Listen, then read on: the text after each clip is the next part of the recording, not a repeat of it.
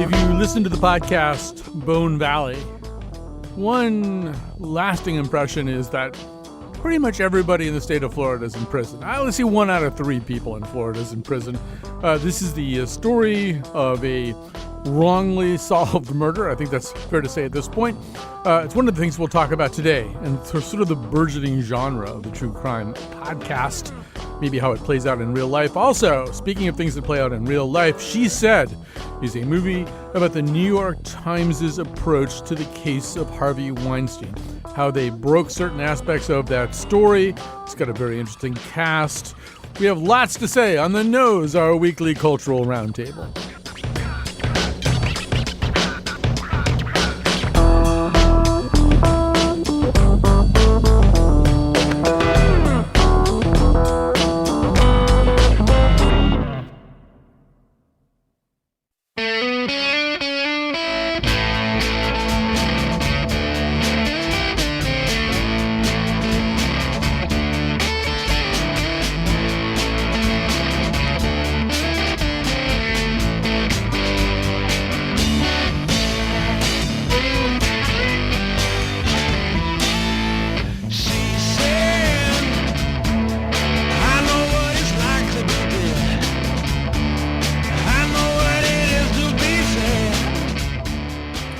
I don't know. I think those Beatles guys were pretty good. I'm not really sure that's like, let's try to do something better than the Beatles did it. All right. Well, anyway, we are talking about the movie She Said today. Also, a little bit later, the podcast Bone Valley. And when I say we, I mean The Nose. And when I say The Nose, I mean Teresa Kramer, freelance writer and editor, and the co-founder of Quiet Corner Communications. Taneisha Duggan is associate producer at Octopus Theatricals. And Tracy Fastenberg is the development officer at Connecticut Children's. All right, so She Said is the story of the reportage by the New York Times on the Harvey Weinstein case, specifically Megan Twohey and Jodi Kantor, the team that worked on this story. They are played respectively by Carey Mulligan and Zoe Kazan. And before we get the whole conversation going, we might as well hear a little bit of the two of them. So here are Carey Mulligan and Zoe Kazan in She Said. This is A1 Cat. I guess my question is just like, is this the best use of our time? Like, as opposed to other people we could potentially be covering. People who can't speak out. Actresses already have a voice. But they could also fear being punished by the film industry for using it. Sure. But what is it exactly that we're looking at here? We're looking at extreme sexual harassment in the workplace. These young women walked into what they all had reason to believe were business meetings with a producer, an employer.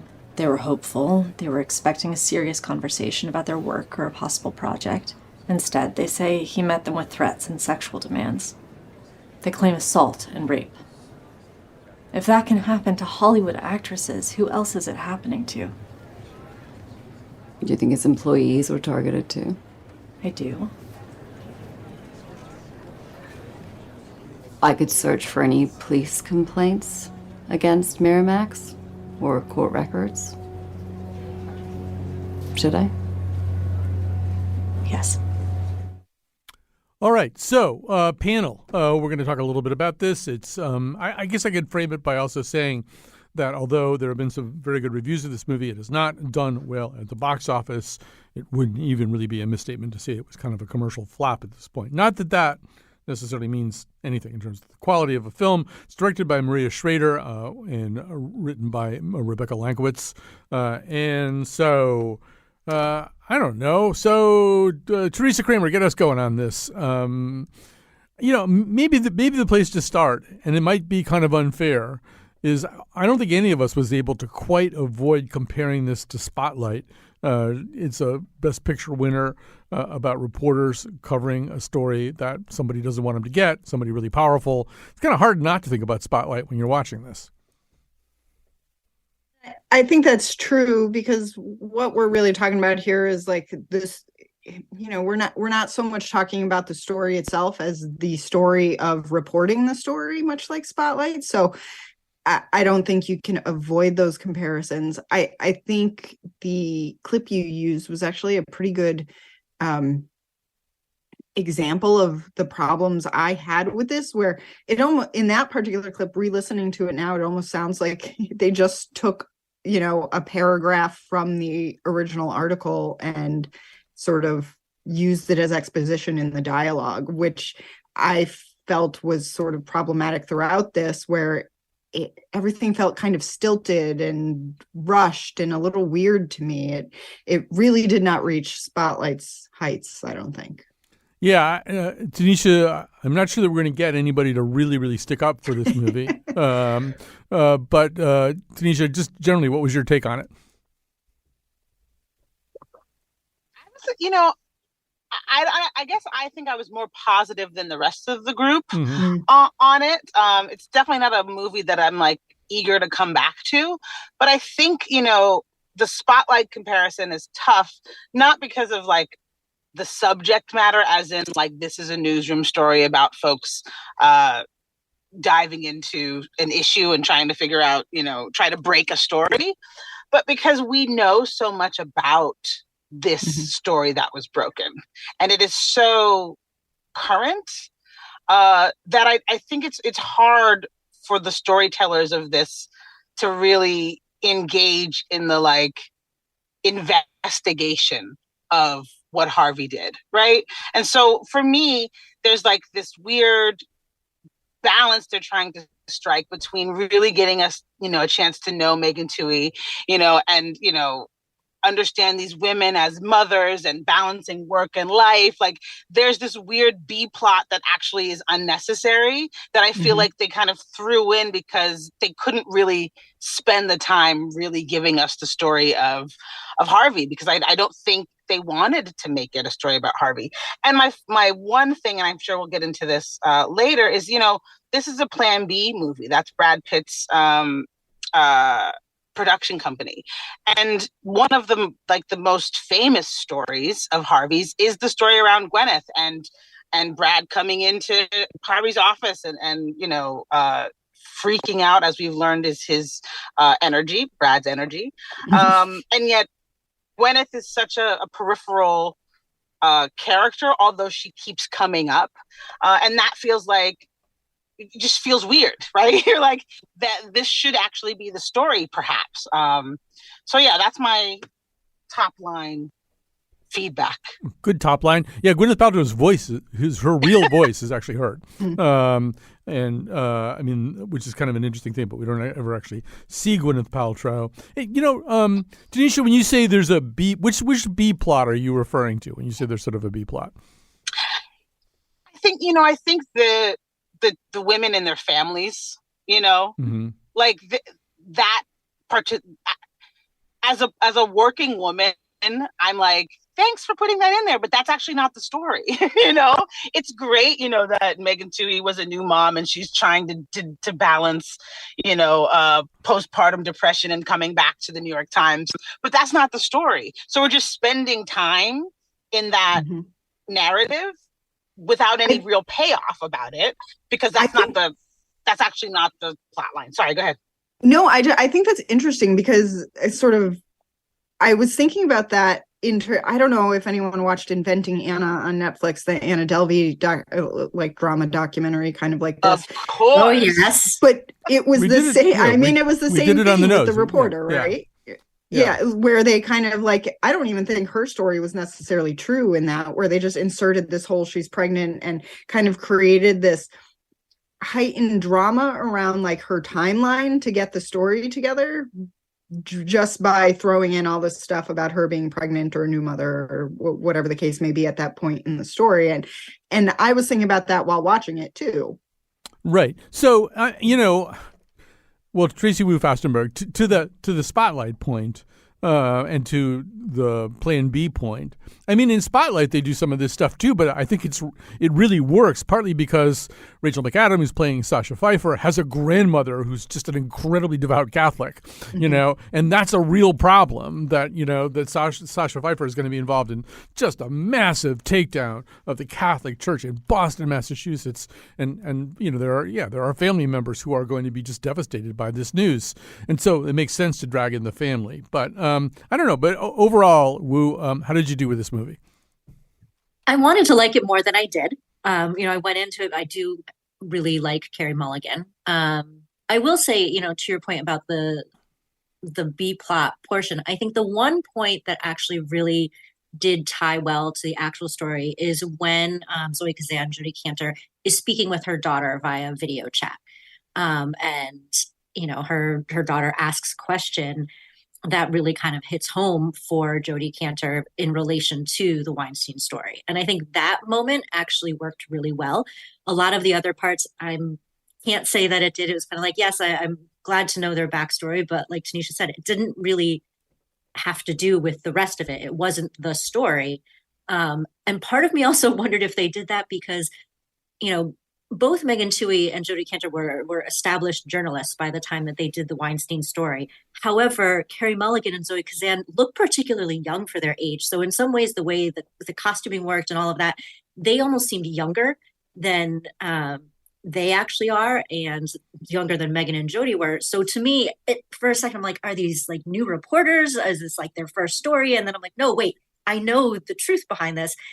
But adding the family part kind of, to me, was like, okay, I guess they're trying to portray them as, their actual age.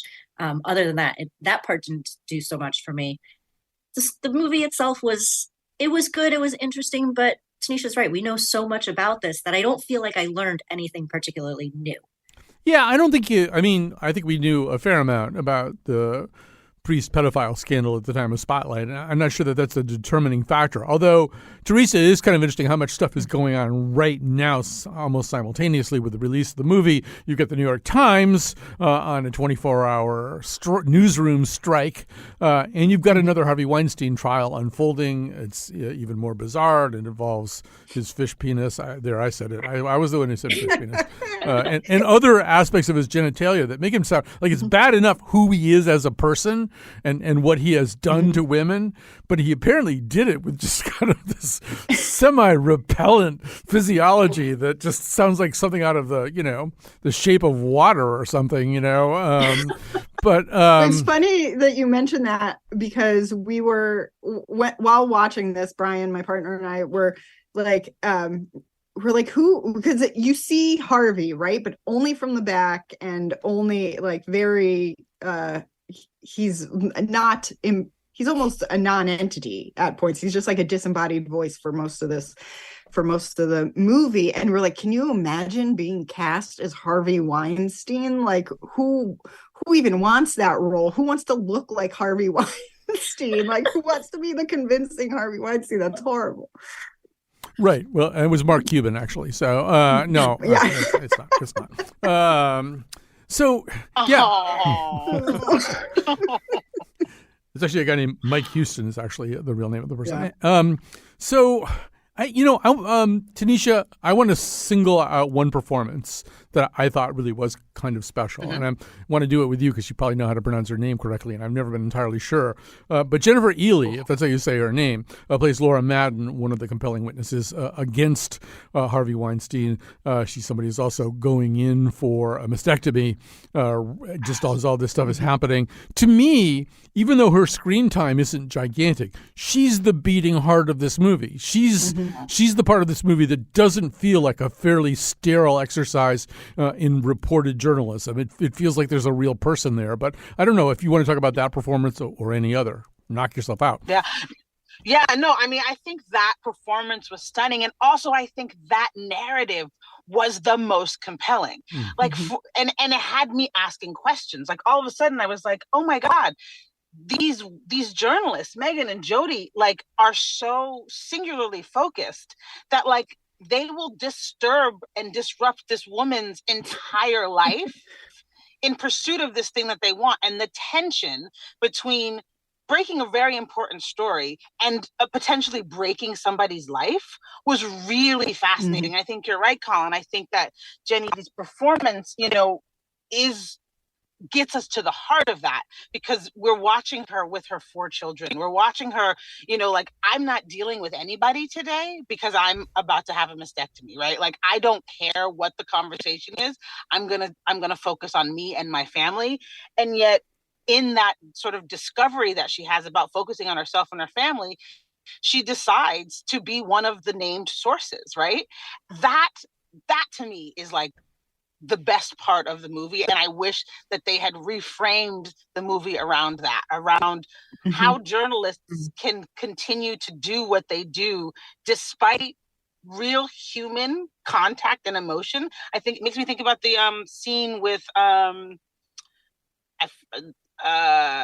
forget the woman's name, but she was the young Asian woman who was in Venice. Lena, thank you. I think about that scene with her husband and watching, Zoe Kazan talking to this man and trying to get information because she just wants to get more for her story. And like, you can see breaking this man's mind about his wife, about what he's known about his marriage.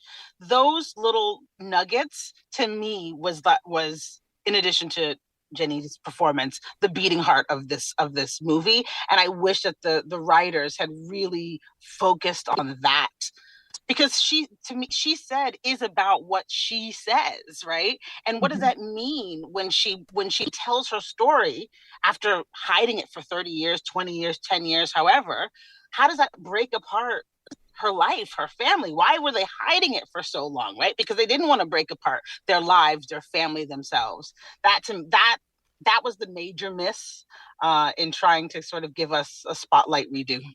Yeah, and maybe what we're saying, Tracy, is that if this is going to be a journalism movie, then it needs, I think, to spend more time on the complexities of journalism. And one thing I said as we were kind of getting ready for all of this too is another difference between this and Spotlight is that in Spotlight, the John Slattery character and the Michael Keaton character, they're trying to figure out what their allegiances are, particularly in a community that's saturated with Roman Catholicism. Liev Schreiber is playing Marty Baron, this new editor who's come in, who's making everybody uncomfortable.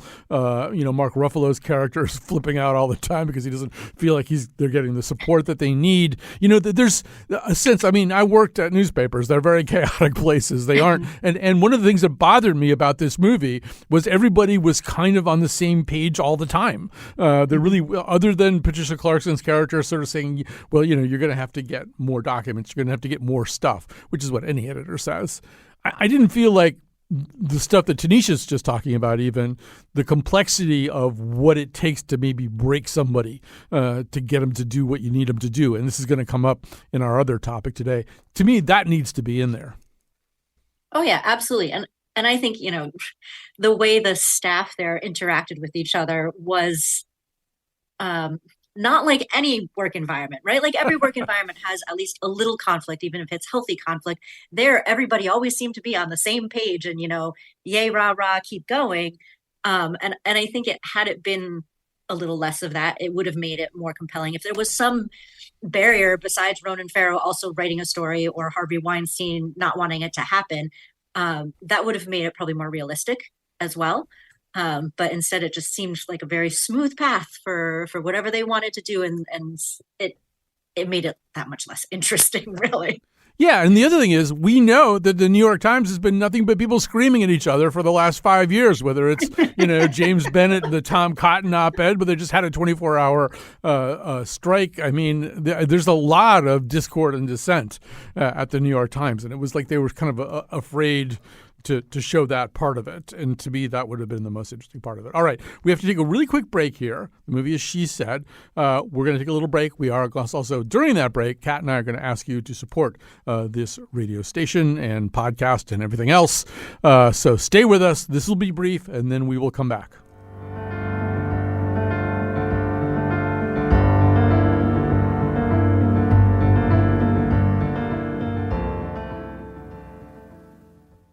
All right, so we are back. This is The Nose. With us today, Teresa Kramer, Taneisha Duggan, Tracy Wu Fastenberg, three of your favorite Nose panelists.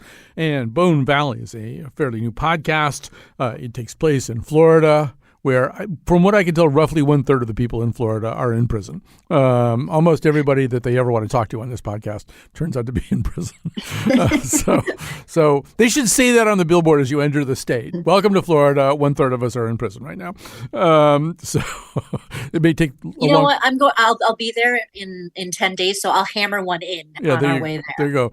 Don't hammer anything in Florida. Just stay in your car. Don't get out the entire time you're there. She's going to end up in prison. Yeah, exactly. You will will wind up in prison. Don't get out of your car at all. Just keep the doors locked. Keep driving until you hit the water. Doors locked, windows up until you get to Key West.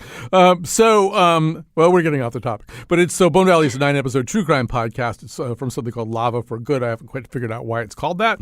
It's hosted by investigative journalist Gilbert King, the author of The Devil in the Grove, which won a Pulitzer Prize. Let's play the trailer just to kind of get everybody acquainted with Bone Valley. Hey, listen, this is the story. It is what it is. You believe it or don't believe it. It's up to you. It will not change the fact that I'm an innocent man. In February 1987, Leo Schofield's 18-year-old wife, Michelle, went missing. Yes, I need to talk to somebody about finding my wife. I'm really worried about her. I'd like to find out something. 3 days later, Michelle was found stabbed to death off a freeway in Lakeland, Florida. Shouldn't it be your responsibility to investigate? Now, wait a minute. We have investigated this thing upside down. No physical evidence connected Leo Schofield to the crime. And he said, I'm going to put you in the electric chair. And I said, that's what you're going to have to do. But I'm not going to say something that's not true.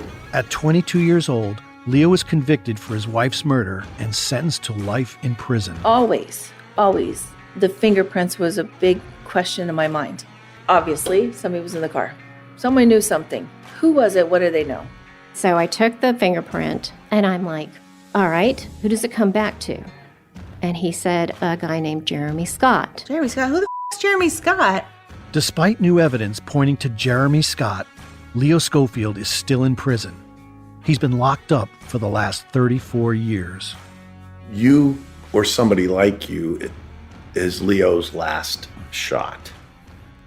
There are many things in that trailer that are kind of unintentionally prophetic, but perhaps especially the one where the police officer says, now, wait a minute, we have investigated this thing upside down, which is exactly how they did investigate this thing upside down. So, Teresa Kramer, I'm going to have you start us again just because you are the world's leading, or at least our leading, podcast, and especially true crime podcast expert. So, I don't know. I mean, you've got a lot of things to compare it to.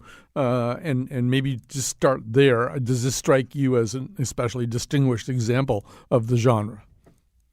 I do. And I think that's for sort of one reason, which is that they solved the case, right? Which is what everyone is hoping the true crime podcasts are going to do when they set out.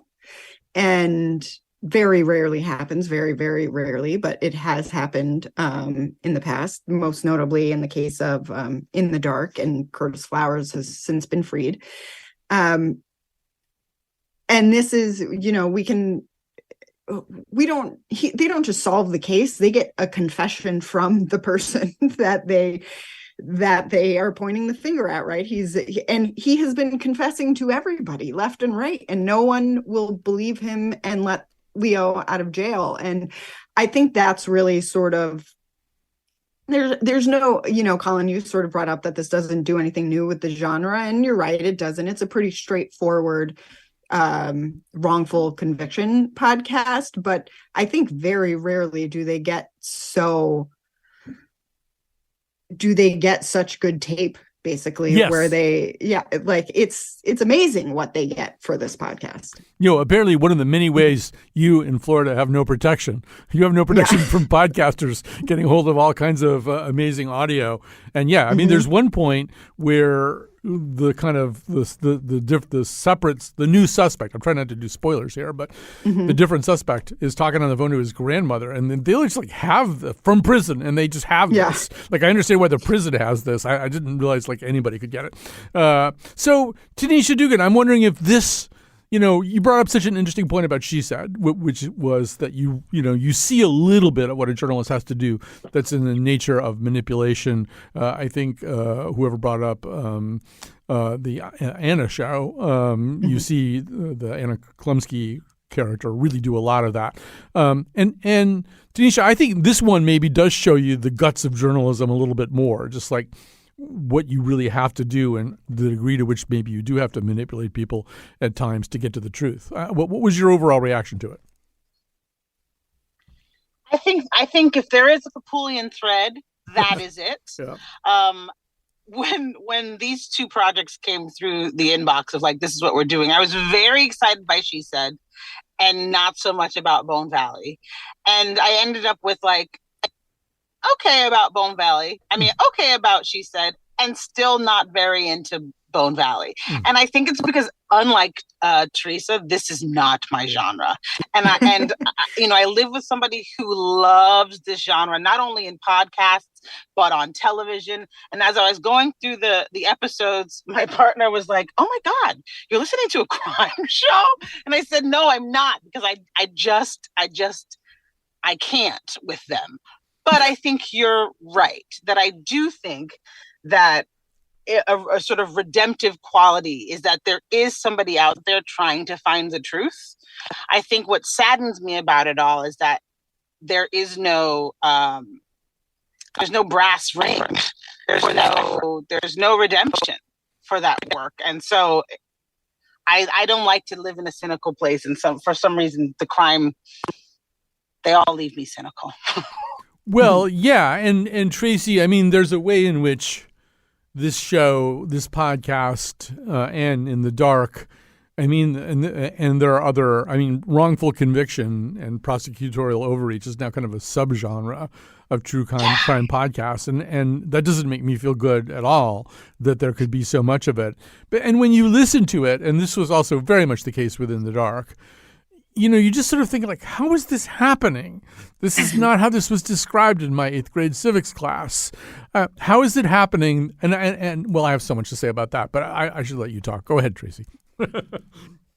Yes, 100% yes to the how is this happening. And I think, you know, this all happens over a longer time period, but in the aggregate, kind of when you're seeing it all sort of piled on top of each other, like, how did nobody, like, I don't know, stop the line and just say, listen, this has gone off the rails. This is wrong. This is wrong. This is wrong. This is wrong. This is wrong.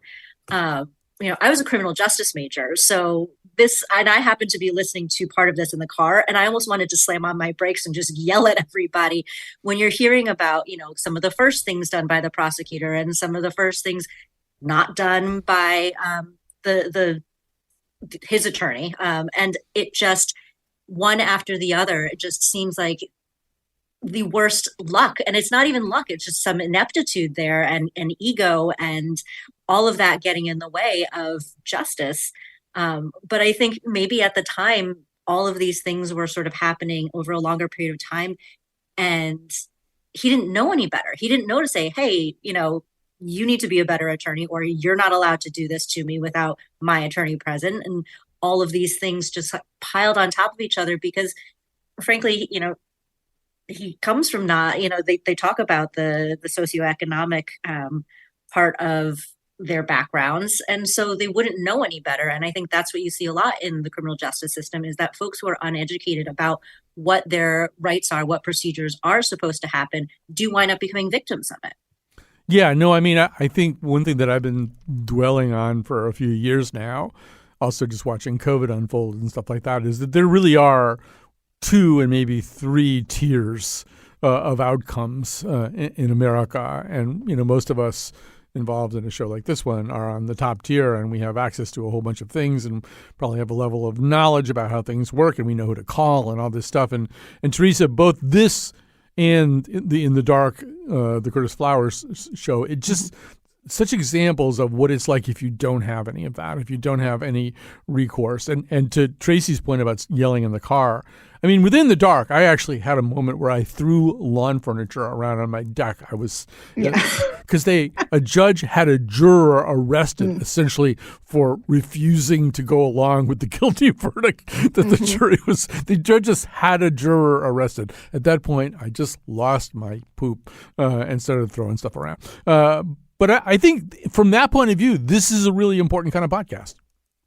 Yeah, I mean, I think it's something we forget about with almost every conversation we have in this country, which is especially among people like ourselves, which is that there is I drove out to Kentucky in May, I went through West Virginia, the mountains of Pennsylvania, through North Carolina, and I can tell you, most people don't have access to a fraction of what the four of us have access to, right?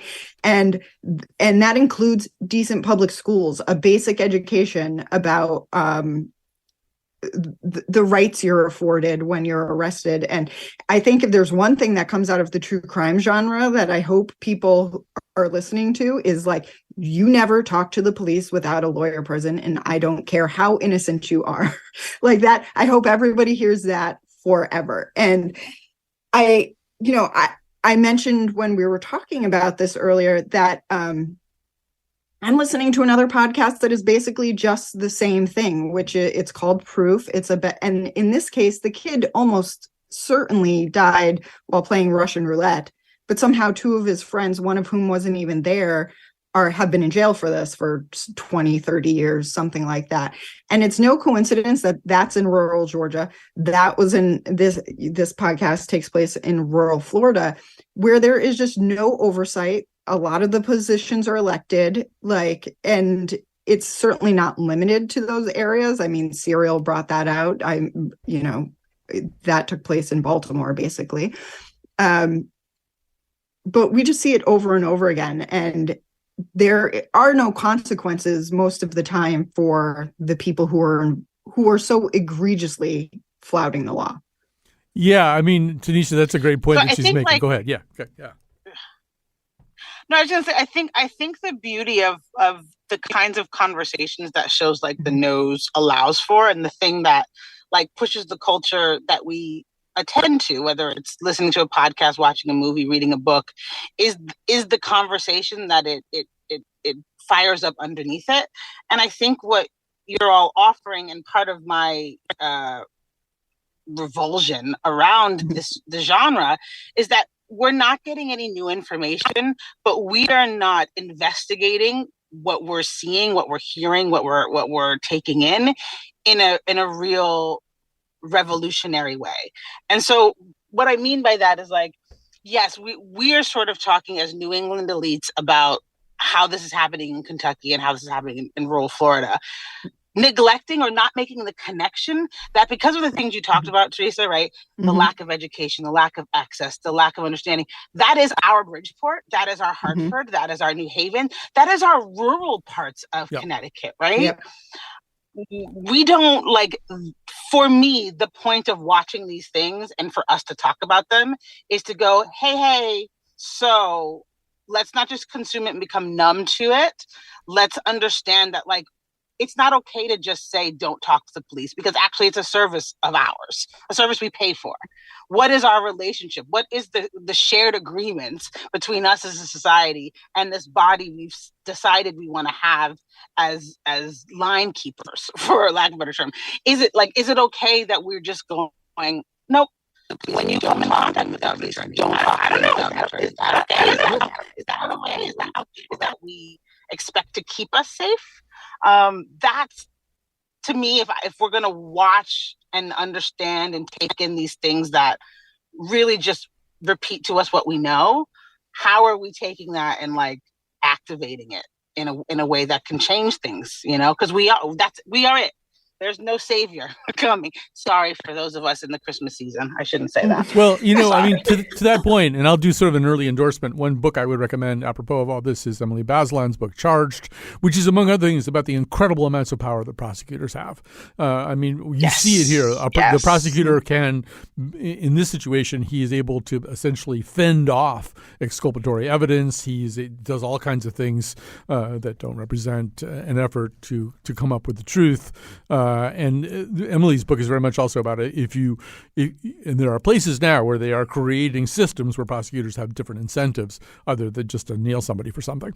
And I think that's sort of the point that you're talking about too. It's like we need a better system than the one that we have or the one that we see there. We're going to run out of time here, but Tracy, and I don't know how far you got into this podcast, but there's a moment where the host is interviewing the brother of kind of the new suspect, and the brother says, "Well, I'll tell you anything you want, but I don't want to get my brother in any more trouble," But then he keeps calling the host from prison, And I was thinking, probably if you are in that powerless class, but you're in prison, you're starting to hear about podcasts and how podcasts sometimes, can change your destiny. And I thought, I wonder if this brother is calling because he's thinking I should probably be friends with this host because there aren't that many ways to get out of prison if they decide to keep you there. But maybe a podcast is my ticket out. I mean, this is a little bit of a game changer, this new form. Yeah, I thought the same thing when it kind of kept going and kept going as, he sees this as an advantage for himself in some way, or he's incredibly, incredibly bored and just wants to be able to talk to somebody. But it is probably the first. And, as we're talking here, I'm sitting here going, we need some reform. Obviously, the system is not working for a vast majority of the population. However, this sort of, industry of true crime podcasts could be in trouble if we actually did, have some serious reform. So is it in their best interest for it or not? But right. It was interesting to kind of see that, these things can probably spin off into, other webs for other things, because like we said, pretty much everybody that was spoken to during this was incarcerated. So I think that it's going to beget more, but it'd be interesting to see what else spins out from this particular story too. All right, we got to go to a break right here. This fine panel will be back to make some recommendations to you after this. Do you hear my madness? Laughter hides my fears. Sorrow's depths are endless in this valley.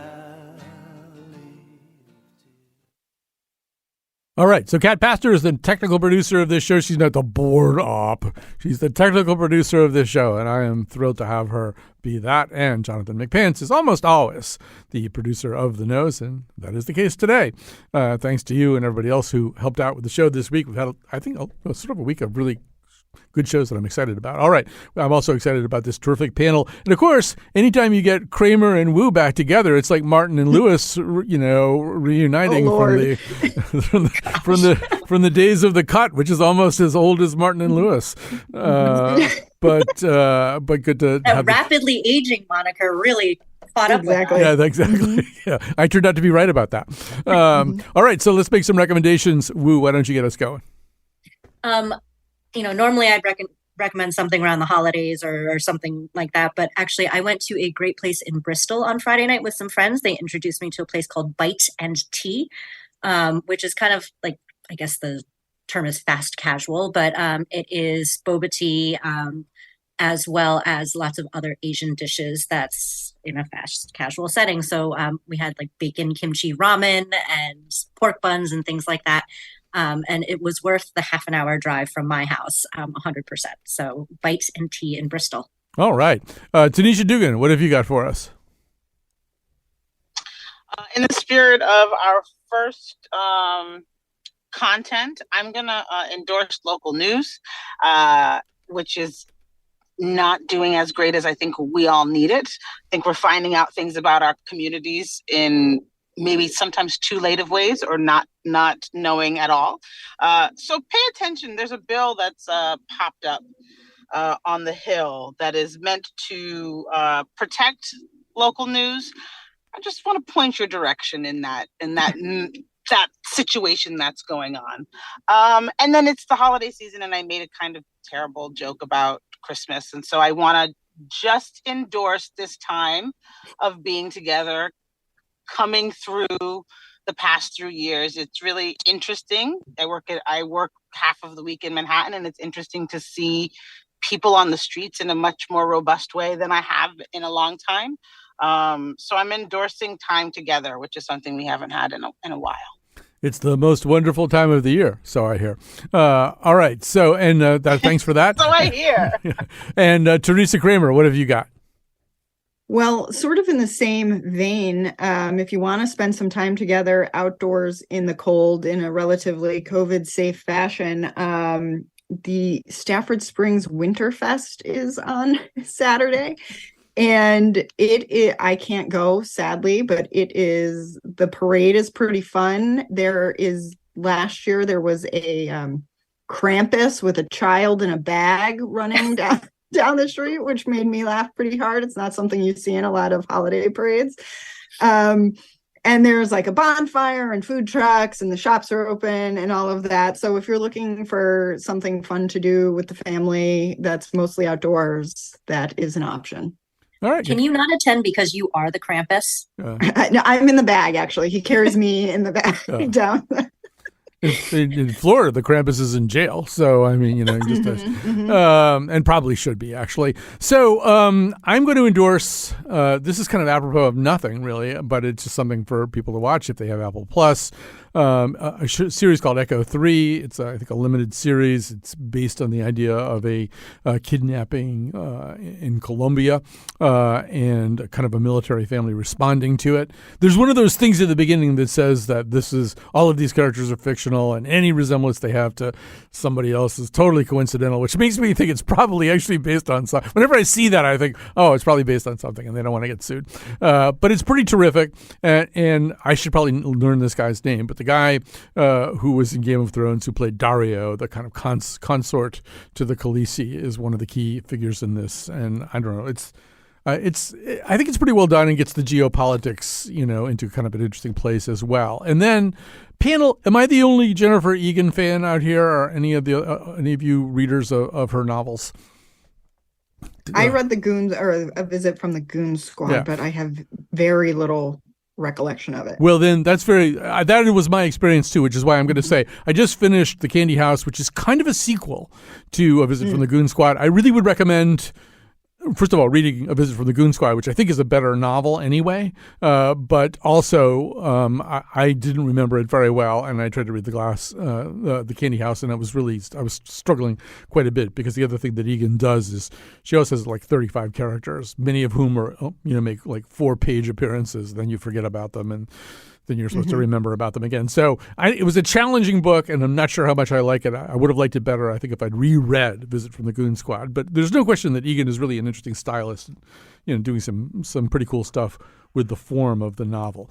All right, so we have to go now, but thank you. Thank you, Taneisha Duggan. Thank you, Teresa Kramer. Thank you, Tracy Wu Fastenberg. And thank you. Kat and I are going to be back in about 11 seconds to harangue you.